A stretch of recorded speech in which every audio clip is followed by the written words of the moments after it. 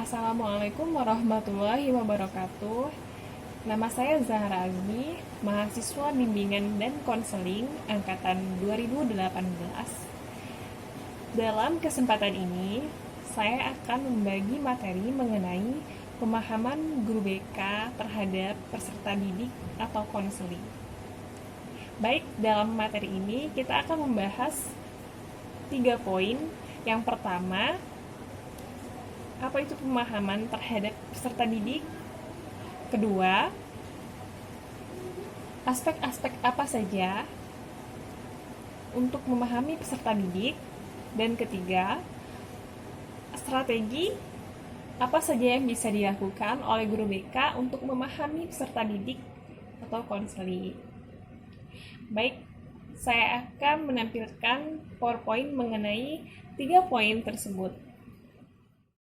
Referensi mengenai materi pemahaman guru BK terhadap peserta didik ini saya ambil dari Panduan Operasional Penyelenggaraan Bimbingan dan Konseling SMK tahun 2016.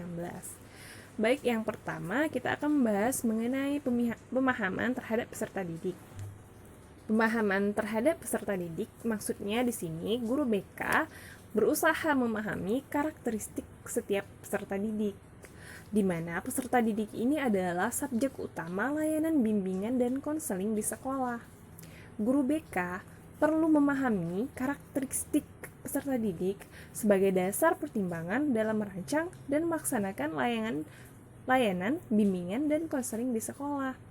Oleh sebab itu, pemahaman guru BK atau konselor, guru kelas dan guru mata pelajaran secara mendalam terhadap karakteristik peserta didik dan konseling merupakan prasyarat yang harus dipenuhi oleh guru bimbingan dan konseling untuk membantu layanan BK sendiri. Dan kemudian kita membahas aspek apa saja yang dapat kita lakukan untuk memahami peserta didik.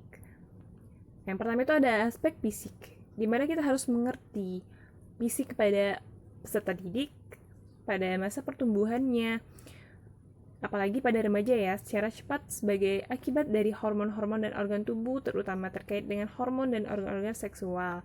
Nah, masa remaja ini masa pertumbuhan ya, pertumbuhan fisik yang cepat pada masa ini membawa konsekuensi pada perubahan-perubahan aspek-aspek lainnya seperti seksualitas, emosionalitas, dan aspek-aspek psikososial. Jadi, fisiknya ini mempengaruhi aspek-aspek lainnya seperti seksualitas, emosionalitas, dan aspek-aspek psikososialitasnya.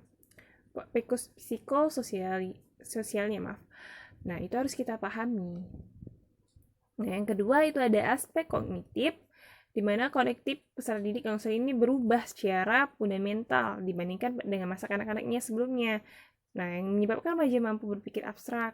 Nah, kita harus pahami bahwa remaja ini sifatnya kritis, sehingga banyak orang dewasa menganggap bahwa pada peserta didik yang usianya remaja-remaja ini sebagai orang yang pembangkang ya, atau penentang gitu. Nah, peserta didik ini juga memiliki rasa ingin tahu, egosentris, menganggap orang dewasa tidak dapat memahami mereka. Nah, ini yang perlu dipahami oleh guru BK terhadap peserta didik, apalagi yang usianya remaja ya. Nah, di mana hal ini biasa membuat permasalahan terhadap peserta didik itu sendiri. Nah, perlu kita pahami mengapa di aspek kognitifnya ini. Selanjutnya ada aspek sosial, di mana peserta didik ini biasa dianggap bukan lagi anak-anak ya, apalagi yang usia remaja, namun belum juga dianggap sebagai orang yang dewasa, sehingga keadaan ini membuat peserta didik menjadi diperlakukan secara tidak konsisten. Nah, ini membuat juga ia sering menentang ya, bermasalah pada peserta didik. Ini harus kita pahami. Nah, saya itu remaja juga tidak suka diperlakukan secara kanak-kanak, namun merasa keberatan jika dituntut bertanggung jawab penuh sebagaimana orang dewasa pada umumnya. Nah, ini yang menjadi dilema ya.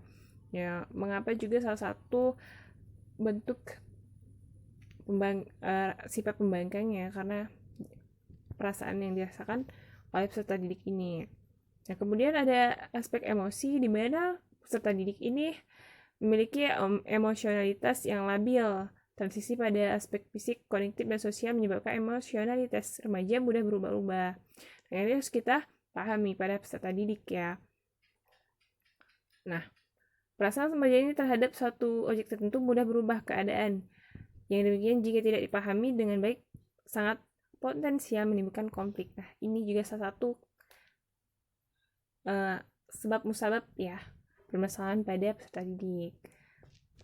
Selanjutnya yang akan kita bahas itu ada aspek moral, di mana moral ini berisi kemampuan peserta didik membuat pertimbangan terhadap baik buruk, benar salah, boleh atau tidak bolehnya dalam melakukan sesuatu.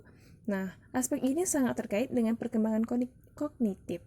Karena aspek kognitif remaja atau peserta didik berkembang sangat pesat, maka moralitas remaja atau peserta didik yang berusia remaja ini mengalami perubahan cukup mendasar dibandingkan pada masa kanak-kanaknya sebelumnya. Oleh karena itu, peserta didik atau konseli pada usia ini sering mempersoalkan hal-hal yang terkait dengan moralitas yang sebelumnya telah dihayati dengan dan diyakini benar. Ya, jadi banyak aspek moral ini juga kita harus pahami ya. Tergantung dengan cara berpikir mereka juga. Ini yang harus kita pahami. Moral juga berkaitan besar ya dengan penanaman agama. Nah, yaitu aspek religius ya. Nah, aspek religius ini berkaitan bagaimana pengakuan dan keyakinan individu terhadap agama yang diyakininya. Nah, ini juga salah satu aspek yang penting juga bagi peserta didik, dimana kalau nilai-nilai agama yang dimiliki peserta didik itu sudah teguh ya, maka akan terpancar juga dengan perilaku, cara-caranya peserta didik sehari-hari. Ini juga penting aspek religius pada peserta didik ya. Selanjutnya kita akan membahas mengenai strategi pemahaman terhadap peserta didik.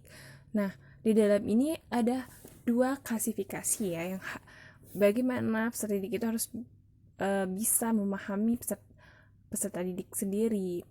Nah, dalam hal ini kita memerlukan pengumpulan data dengan menggunakan aplikasi instrumentasi. Aplikasi instrumentasi ini dapat dikelompokkan menjadi dalam tes dan non-tes. Nah, dalam teknik tes, ini adalah teknik untuk memahami individu dengan menggunakan instrumen tes terstandar. Nah, guru BK atau konselor yang memiliki lisensi melalui pelatihan sertifikasi tes, misalnya diselenggarakan oleh Universitas Negeri Malang, misalnya bekerja sama dengan Apkin. Nah, dapat melakukan tes menggunakan instrumen yang telah dipelajari. Nah, guru BK di sini hendaknya mampu memahami hasil tes, menginterpretasikan dan menyusun rekomendasi berdasarkan hasil tes. Nah, hasil tes yang biasa digunakan itu untuk keperluan BK antara lain hasil tes kecerdasan, tes bakat, tes minat, tes kepribadian, tes kreativitas, dan tes prestasi belajar. Nah, di mana hasil tes ini dapat